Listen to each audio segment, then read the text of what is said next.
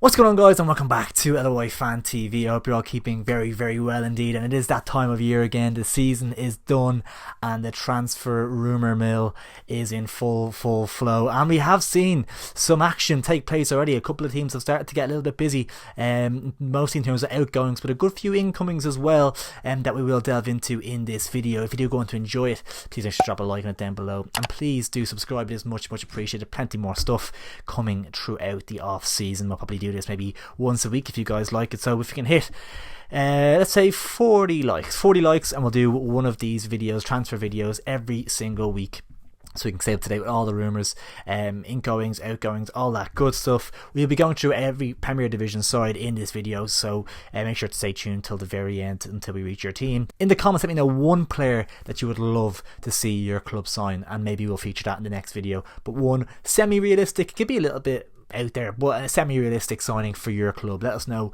one player that you would love to get through the door in this off season, and we will feature it in the next video. But we will start off with Bohemians, who've been one of the more busy sides in fairness, in terms of the ins and outs and stuff. They have brought in Niall Morahan from Sligo Rovers, obviously the Sligo Rovers captain.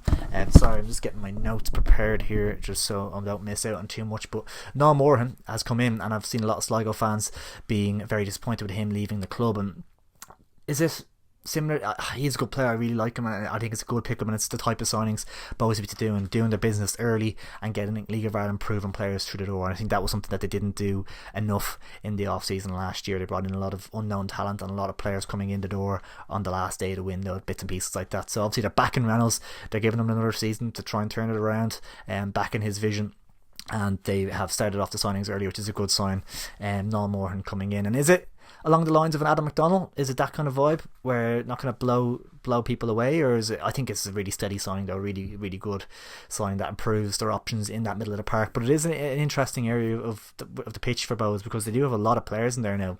Obviously McDonald, as mentioned, Buckley will come back next year. Flores, Devoy, Tierney, not all out and out central midfielders now. A lot of them can play in more attacking positions as well. But there's a lot of midfielders. Obviously James McManus. There's loads of midfields now for Bohs. So you'd imagine you will see some departures in the coming weeks. Maybe a Flores will go, bits and pieces like that. You'd think will be on the cards.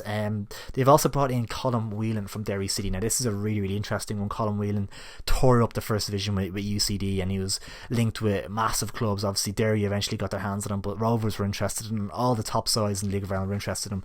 24 years of age now. He's had a couple of disappointing years, mainly down to injury, where he wasn't able to get a proper run in the team. Obviously the signing of Pat Hoban didn't help things either last season, and always going to be the out and out starting number 9. But towards the end of the year, Whelan really showed some glimpses of what he can do, and I don't think Derry would have been wanting to let him go. Obviously it was the end of his contract, so I think he maybe fancied to move back to Dublin, and maybe a guaranteed number 9 starting striker role where he's the main man. I think that probably suits him down to the ground, and he's still at a good age where he can really kick on. I don't think the artificial pitch in Derry was a big kind of factor for him to stay there as well. So I think it's a good move. It's a great sign for Bohs, and obviously I think Reynolds is played a big part in that as well. I think obviously it would have coached him at the under 21 level, and I think has that experience with him previously as well, so that was a big factor in getting that one over the line. But a really good signing for Bohemians, getting Colin Whelan through the door, and I'm really impressed with that one. And it was a position that they desperately needed to get somebody in. I think scoring goals last year wasn't easy to come by for Bohemians. I know Piszczek was kind of a failed signing up front, and Akintunde they never got going, and I think they're playing James Clark as number 9 at times and stuff, so they needed to get a striker. And I think Bohs fans will want to get another one through the door. Obviously Whelan does have those injury issues as we have mentioned, so I think Bohemians fans will be desperate to see another one, maybe 2 strikers coming through the door, and one that has been linked is Franz Perrault. Now that's an interesting one for me. I'll get onto it a little bit more when we touch on Drogheda, but obviously he's out of contract with Drogheda, but they have just qualified for the Conference League for next season, and I think it will be probably a money factor if he was to go. I think Bohs can obviously offer better wages than Drogheda United can. Will he maybe stick out for one more year at Drogheda and play European football? I think Drogheda looks like a really positive place to be right now, and they're kind of going more towards that full-time model. I know it's going to be a little bit hybrid still to keep like Star Marquee involved and stuff like that. But I think it's a really exciting project at Drogheda, and that chance for European football is one that I'm sure Perot would be really, really excited for. Would other clubs be in for him? Maybe, but I think if Bo's got their hands on him, he'd be a fantastic piece of business. He's an absolute handful, and he really kicked on at the end of the last season, and obviously 2 goals in that playoff game, in that playoff final against Bray as well. So he's a fantastic player. Will both get their hands on him? I'm not entirely convinced, but we shall see. It would be a fantastic move if they can get that done, and you'd be kind of looking at Bows really challenging for that top 4 next season if they do get that one over the line. In terms of their outs, as I mentioned, Akintunde has gone. Brian McManus has also left the club after signing from Shells last season. Declan McDade has left. Martin Miller has left. Jevon Mills, defender, has left as well. Lucas Piszczek, as you mentioned, has left. Then 2 players that I was slightly more surprised by. Paddy Kirk, obviously a player that they get brought in after an impressive spell at Sligo, was obviously previous at the club as well. And seemed like a kind of a fan favourite towards the start of last season, but his performances this season just weren't up to standard really, and in terms of what they're looking for. And I guess it was the right probably move for all parties for him to move on. I think he'll have no problem getting a move to a Sligo Rovers or a Cork or one of those types. I think Paddy Kirk will have no problem staying in the Premier Division, but probably the right move for all parties that he left. But Danny Grant was a big one. Obviously came back on big money. I think Pats were interested at the time when he came back to Ireland, and Bows obviously stumped up the cash to get him through the door, and it hasn't really worked out as they would have liked. He has been linked with a number of clubs, including Shelbourne, since his departure, so I'm sure he will stay in Ireland and at a top side in the Premier Division. But interesting one. I think Danny Grant, I think he was well liked by fans generally. I think his performances weren't the best, which obviously was a factor in the end. But for me, Danny Grant, I think leaving the club, it is a shame to see how it's kind of ended up being this way. I think he's only 25 still, so he has plenty of time to kick on and really improve again. I think he's had some injury issues with his hamstrings, bits and pieces, so maybe you've seen he's lost maybe a yard of pace over the last year or so hopefully he can get that back. And it feels like a Shelbourne signing, doesn't it? Damien Duff getting a player with undoubted ability through the door, and has had a little bit of a tough time, and then getting him back up to full speed and performing well week in week out. Feels like a Shelbourne signing written all over it, doesn't it? But it'd be interesting to see how that one pans out. But Bohemian fans, good start to the window so far, getting rid of some dead wood and bringing in a couple of really promising well proven League of Ireland players, so it's a good start for Bohemians in the window. And we'll move on to Cork City now. In terms of their ins, nothing yet. This video is being filmed on Monday evening, Monday the 18th I believe it is, so it'll be coming out on Tuesday, so there could be a couple of deals done on the Tuesday. There always is after you film a video and then you post it the next day. There's always something happens in between. It's just so typical. But Cork City, as it stands, haven't brought anybody in. I do expect them to confirm the signing of Shane Griffin from Shelbourne, who has left the club there.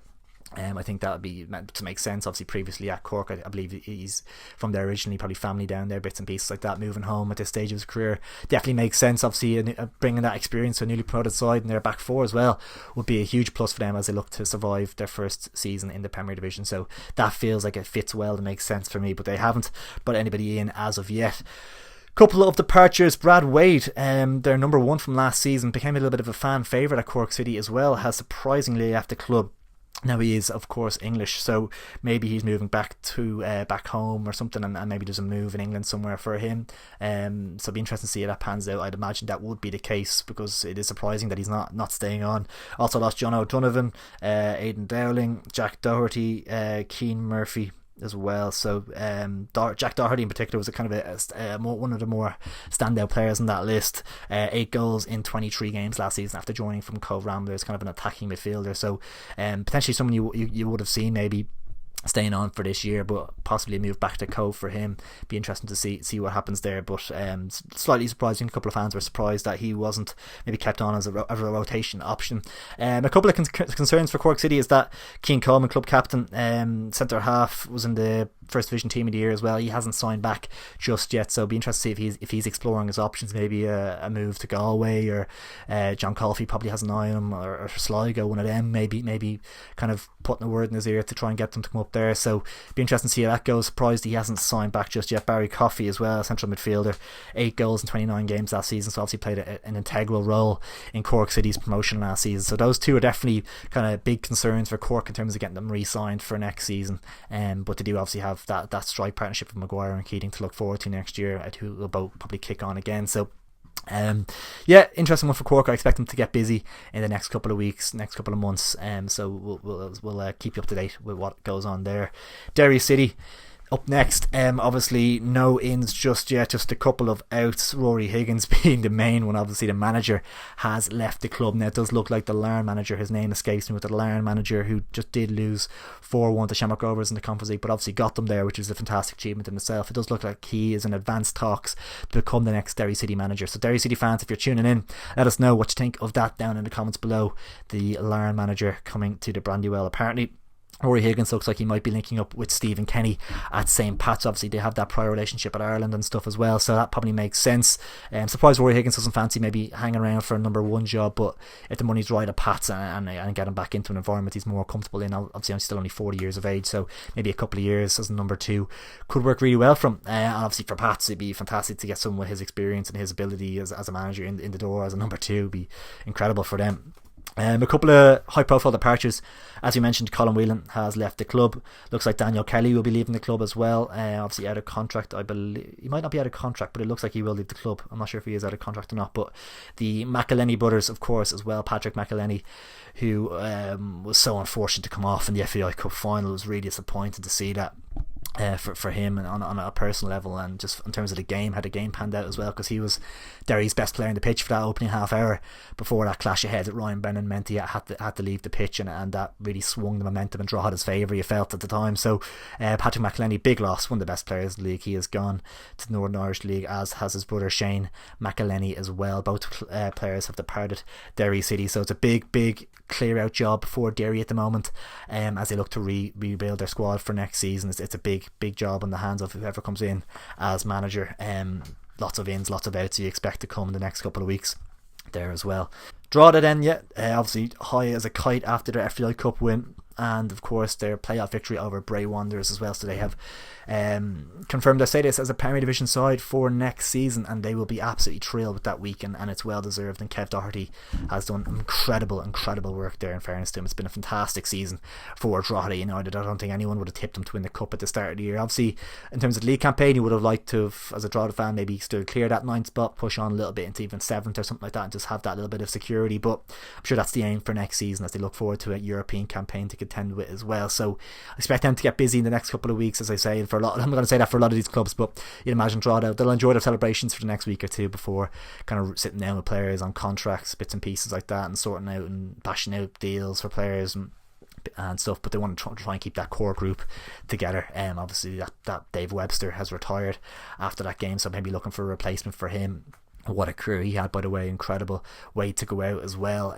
France Perot, as you mentioned, someone they'll be desperate to keep a hold of. DJT, Douglas James Taylor, obviously on loan from Walsall till next summer, but there is rumours he will be recalled. I would say they were doing everything in their power to ensure that he stays there for the start of next season. If not, they can get it for the whole season, but at least the start. I'm sure, I have a feeling he will get recalled though, even to be sold on or something, or to even get into that Walsall side. He's looked phenomenal for Drogheda United, so I expect the Douglas James Taylor to be recalled, but they'll be desperate to keep a hold of him or get him back in some capacity. Darren Markey and the likes, you'd imagine, will stay around as well. I think the model of the club suits them well. I know they kind of work on the side as well, and there's been plenty going around about that, so I'd imagine he's nailed on to sign again for next year. Shane Farrell, Ryan Brennan and the likes as well, so I'm sure they'll have a nice continuation of what they built the last season in that squad, and then add a few as well with that European money that they have and that those experiences they have to offer players as well. So yeah, Drogheda, really positive signs, and it'll be interesting to see who they can kind of approach and who they can kind of convince to join that project. It's going to be really interesting to see how that pans out.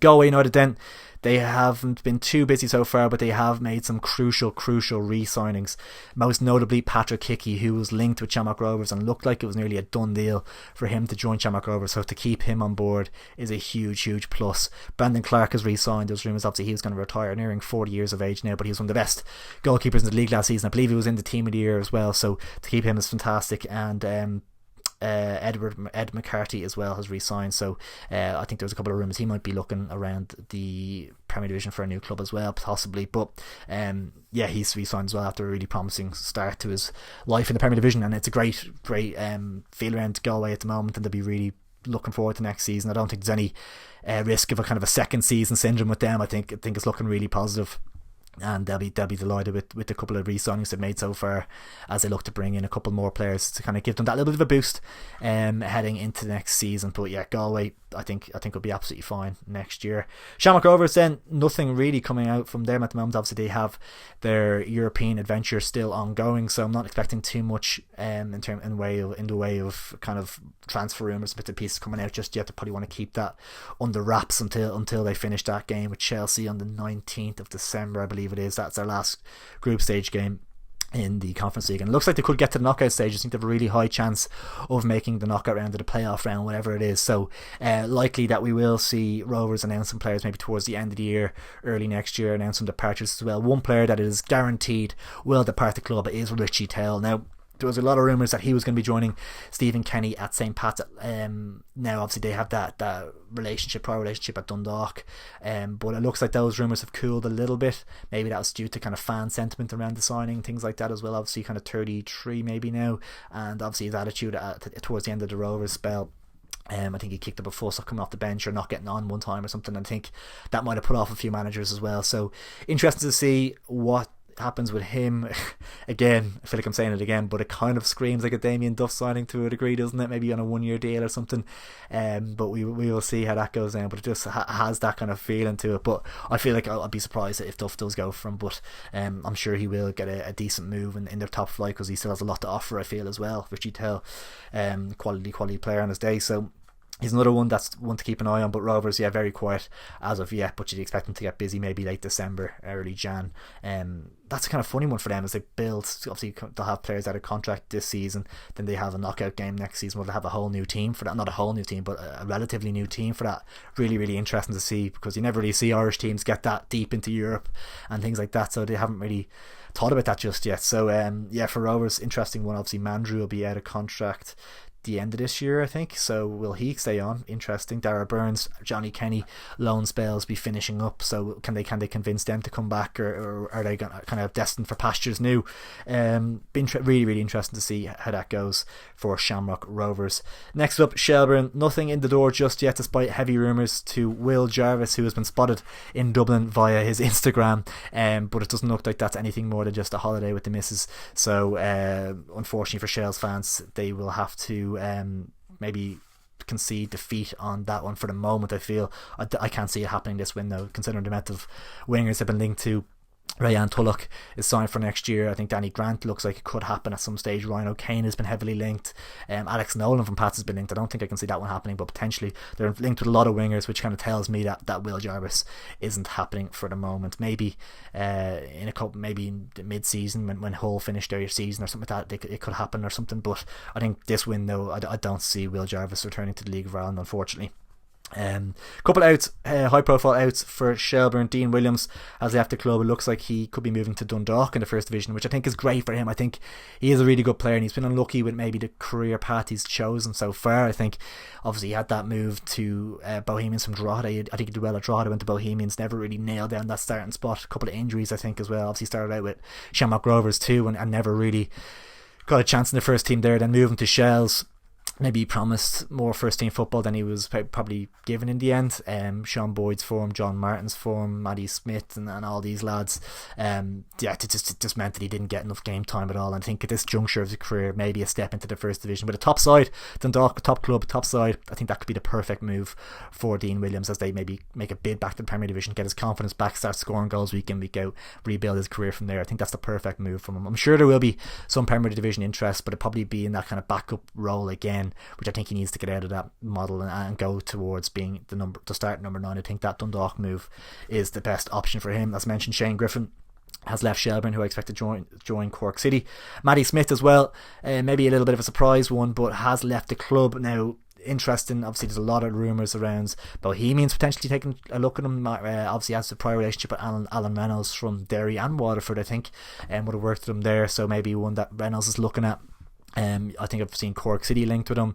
I've seen Sligo Rovers linked with him. I've seen a whole host of Premier Division sides linked with Matty Smith, and he'll have no shortage of suitors. I know that for a fact. So yeah, I think it's definitely one where where he will get that move. But I think fans were a little bit surprised. I think maybe in terms of maybe the outlay he's looking for, the wages he's looking for, 2 goals and 2 assists last season just wasn't enough to convince Damien Duff that he's the man to bring them forward, and maybe he's looking for a replacement just to kind of up the output from what Matty Smith delivered last season. I think that maybe that sending off against St. Pat's was the final nail in the coffin last season. He missed 3 games, crucial games in the run-in. Obviously it proved successful in the end for Shelbourne, but those 3 games could have been pivotal that Matty Smith missed in the run-in, so maybe that was the final nail in the coffin for him. But I'm sure he'll have no shortage of suitors. I think a move for him will be good, and he'll get back playing first team football week in week out, and he's a smashing player as well, so yeah, he'll have no problem finding a new club.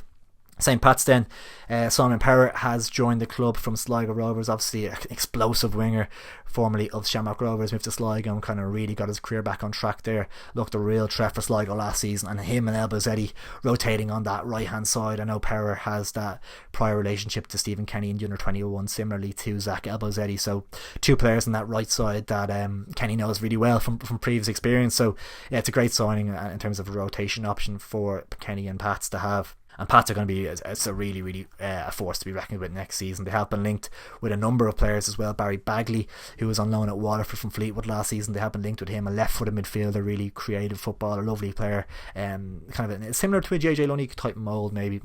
And they're looking at him.